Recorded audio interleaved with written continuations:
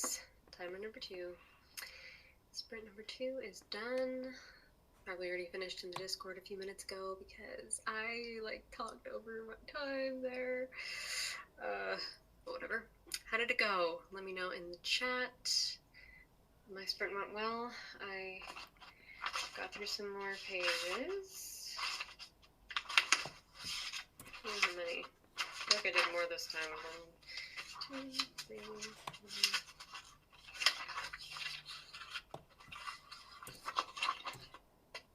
10 pages this time, but there was a lot of dialogue in this chapter, and dialogue is always easier for me to get through than description. So, looks like you guys had a productive sprint. Lots of words were written. Awesome. Fabulous. Great job, guys. Sorry if my timer was too loud. I know sometimes it's startling because I'm so quiet when I'm doing this, there isn't even any typing noises, but I think there probably is a way for me to turn down the volume on my alarm. I just don't know how to do it. Let's see. A super chat just came in. Thank you so much. How do you write voices for different age characters? A few of my characters are in preschool, and I worry that their dialogue might be too advanced. That's a great question. So I would first and foremost recommend just paying attention to how kids talk in real life, how they communicate, and just trying to kind of encapsulate that in their voice. Obviously, younger kids won't use a lot of descriptive words or complicated words to describe what they're talking about. A lot of times younger kids talk more in just more of a simple way that sometimes is even more clear and concise than the way adults talk to each other, honestly. But I would first and foremost recommend just pay attention to how kids talk in real life, and also in other books that you find are well capturing the voice of younger children. But yeah, just base it off of what you've seen, That's honestly what I try to do. It's the best way to do it, in my opinion. Where's Rocket? He's not here with me today. I think he must be downstairs. Sometimes he comes upstairs and hangs out with me, but not today. Sorry. He just got groomed too, so he's really cute. Let's see.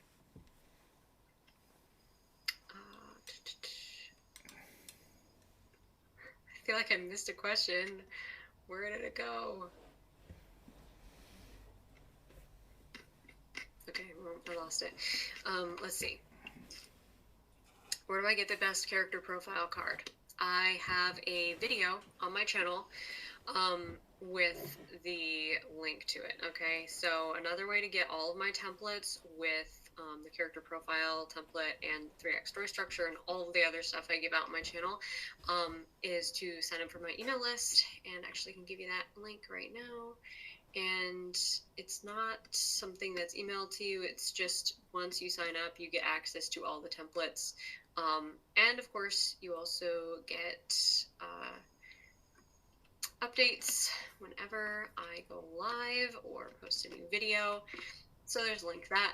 Just posted that in the chat. Once you sign up for that, you will get access to all the templates. Let's see. How can I write a story that is immersive, as if you entered into the story? That's a great question, and I think so many writers want this for their stories. I think pretty much every writer wants you to feel immersed in the story. And there are just so many aspects to that, but first and foremost is definitely finding your character's voice and showing your reader what matters to your character and what they believe.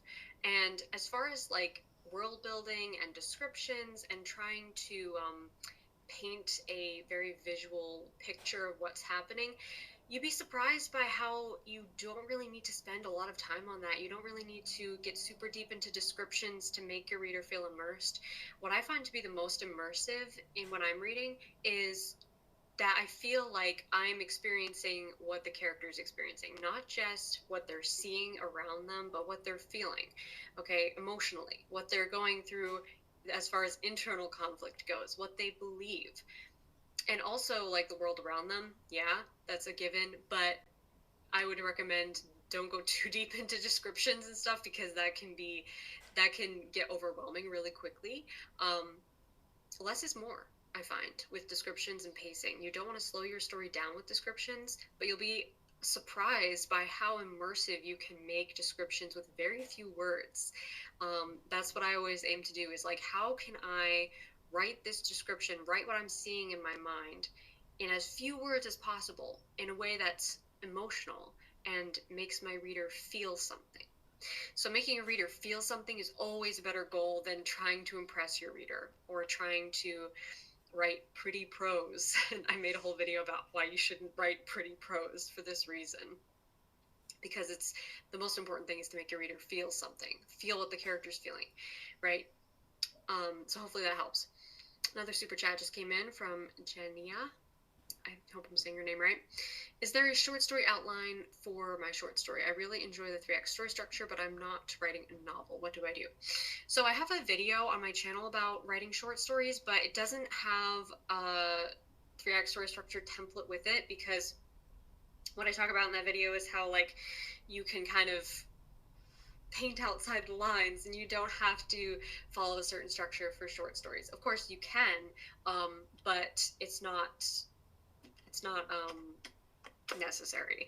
So I actually haven't even developed like a 3-act story structure template for a short story. I kind of want to do that though because I feel like that could be really helpful. And if I do, I will definitely let you know and it will be on my channel. But for now, you could just play with like taking the most important beats of the structure and making them fit into a shorter story. So I actually wrote this out one time in a scrivener for a story that I was plotting but haven't written yet. And basically what I did was I took the percentages, okay, of each story beat, the hook being 1%, and the victory and wrap up of the story being 100%, okay, and everything in between, like the game-changing midpoint happens at the 50% mark, okay, so all of that, and you can take that and you can find the percentages online as well, and basically cut it in half, like say it was 100 pages, okay, and then say, okay, I don't want my story to be 100 pages, maybe it's 50 pages. You could cut it in half and still have the same beats happening at the same percentage into the story, you know what I mean? But it's just a more condensed timeline, if that makes sense. But I do want to make kind of a better template for this, so definitely stay tuned for that. I haven't written a ton of short stories lately. I used to write them all the time years ago, but you know, let's see.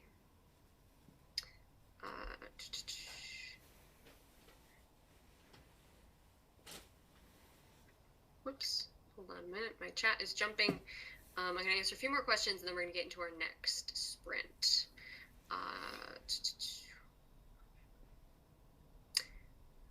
So here's a good question about villains. I have a character that seems like they are the villain because of their personality and description, but they're, whoops, it's jumping all over the place. They're not, and I'm afraid they'll be mistaken for a weak villain. Any advice? So if they are the villain of the story, and they are actually an antagonistic force to the other characters, then you definitely do want to go deeper into their backstory. As far as for your own purposes, you can decide how much of their backstory you want to reveal in the actual story itself, but understanding where they came from, what they believe, what is their goal, what is their clear goal, what is it they want, what is it they're afraid of. And I'd highly recommend checking out my live training that I did a couple of months ago now, a couple months ago, on villains. It will help you a lot, and that you can find on my Patreon. Let's see. I'm gonna answer 2 more questions, and then we're gonna get into our next sprint. Let's see. From Madeline. Hi, I suck at first chapters, so any tips? My main character is a rebel teen, and she's scared of not being good enough. Okay, so first chapters are definitely tricky. That's why I made a whole live training about first chapters as well. So check that one out. That was my last live training I did. So that one is the most recent. And that one, I go super deep into basically the science of the first chapter and how to hook your readers in the first 5 minutes, because I have this obsession with what I call the 5-minute rule. And it is basically the time window that you have to capture your reader's attention.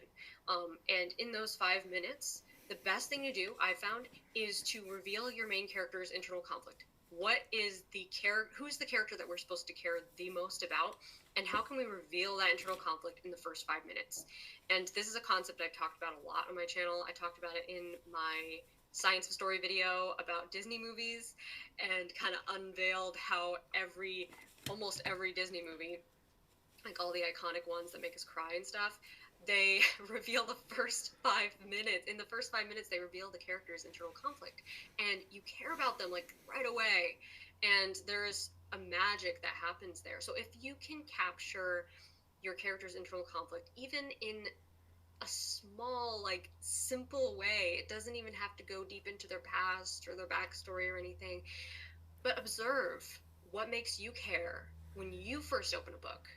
What is the first chapter that you would want to read? If you're walking through a bookstore and you picked up a book that looked kind of interesting and you opened it to the first page, what would you want to see on that first page? Really, it can be as simple as that. It doesn't, for the first chapter, is that you can come back to it later. You don't have to get it right absolutely perfect the first time, okay? Okay, and answer one more question, and then we're out of time, so I want to get into the next sprint.